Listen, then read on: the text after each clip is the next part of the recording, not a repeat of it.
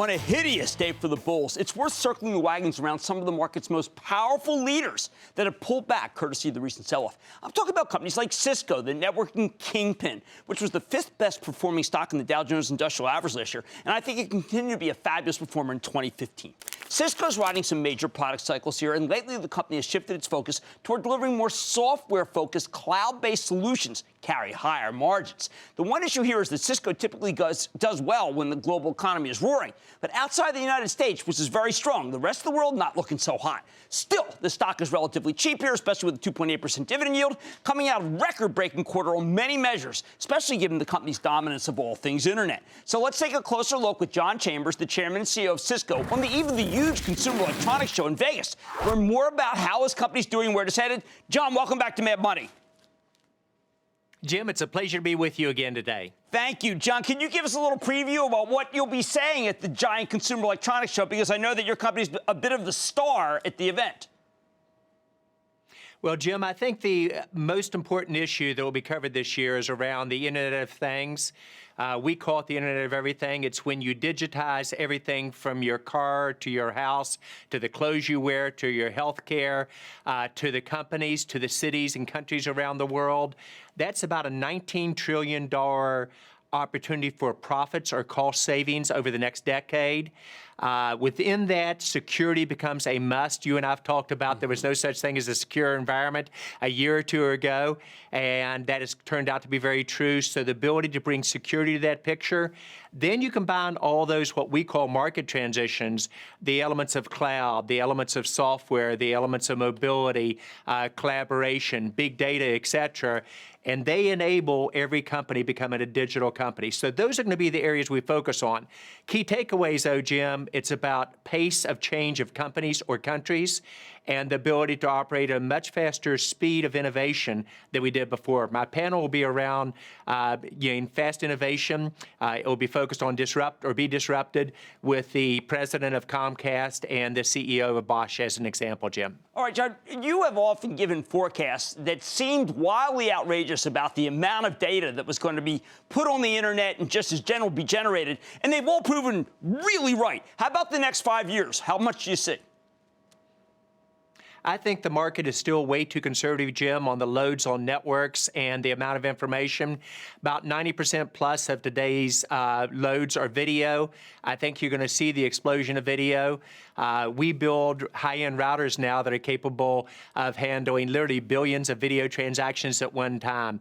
So I think, Jim, this Internet of Everything we talked about will load networks like never before, but you'll have intelligence throughout that, connecting the clouds to data centers, to the wide area network, to the edge, with the capability to converge compute and storage and processing capability with the network with proper security and scalability, which plays right into Cisco's sweet spot. So I think you're going to see explosive growth. I think the impact will be 5 to 10 times the impact of the internet to date in terms of technology and loads on networks. Well, we've known that you sounded aggressive in these numbers, but have proven to be conservative yourself. Now, John, you did have a great return to growth in this last quarter. At the same time, you did mention service provider slowdown. You mentioned 2 or 3 providers that you think have had to scale back. Any change in that? Any change that maybe spending's coming back in that one area that is so important? Well, Jim, if I could, let me kind of take a step back and just remember that everything I'm talking about is what I said about the prior quarter or looking out over this next year. So to answer service providers very specifically, we made major organization changes in how we go to market, how we align with service providers, and where we see our opportunities over the last 6 to 12 months.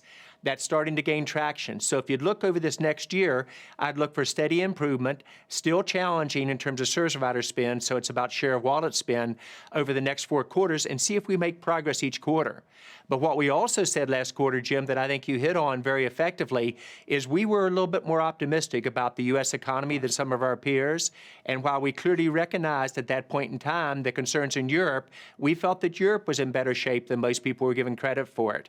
So we saw some headwinds trends as it relates to service providers, what we control in that area, we think we've organized ourselves very well to, over time, earn the leadership in that category and return to reasonable growth in those areas. All right, now, John, one of your themes has been, listen, Cisco's more open than ever. Cisco's willing to work with a lot of companies. We did have Jay Sri-Ulal from Arista on recently, who felt that she didn't think you played fair, that she used the term blindsided and disappointed when you filed a lawsuit. John, you're a total gentleman. It did surprise me that you took the action of filing a lawsuit because you are kind of pick up the phone guy and try to solve things.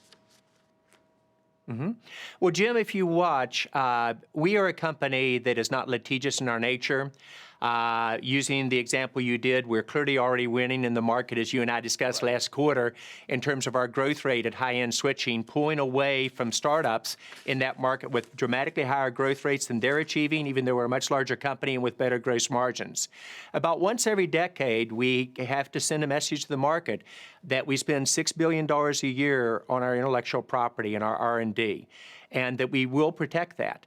And that you have to say that periodically when somebody does cross the boundaries on that, and you have to send a message both to them and to others in the market that it is all about innovation, but innovation is not copying.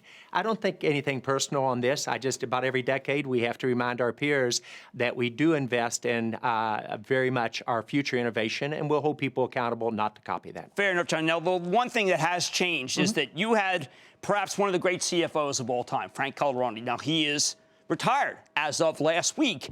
You got a Cramer in there, Kelly Cramer. What will be different? Because your conference calls are the most well-orchestrated, and you've always had a great duo with Frank.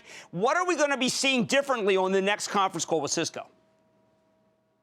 Well, the exciting thing, Jim, is that Kelly would be the sixth CFO that I've worked with.